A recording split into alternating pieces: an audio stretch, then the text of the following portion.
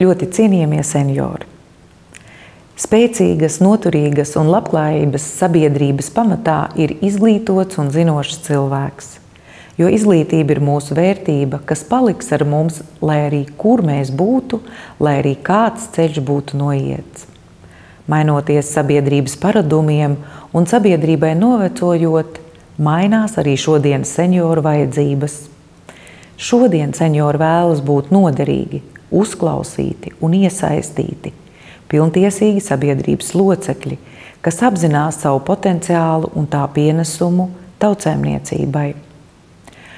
Sudraba ekonomikai ir potenciāls kļūt par būtisku daļu no valsts ilgtermiņa attīstības, bet ne tikai.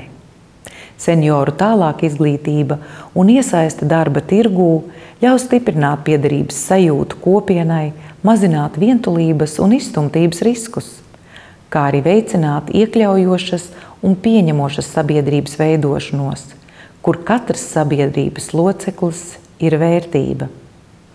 Jo tieši valstīs ar attīstītu senioru izglītības sistēmu tiek novērota pozitīva ietekme uz senioru veselību un dzīves kvalitāti.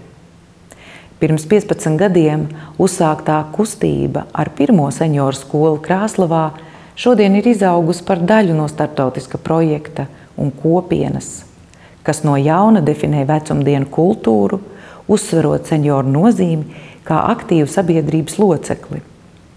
Cienījamie seniori, jūs esat paudze, kas izcīnījusi, izveidojusi un nosargājusi mūsu valsti. Jūs esat mūsu atmiņa, pieredze un iedvesma.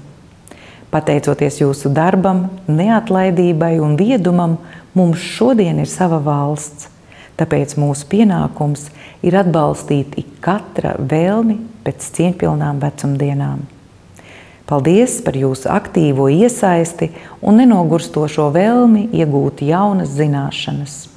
Sveicu jūs, trešās paaudzes universitāšu nevalstisko organizāciju festivālā Mūžs kā zināšanu ceļš.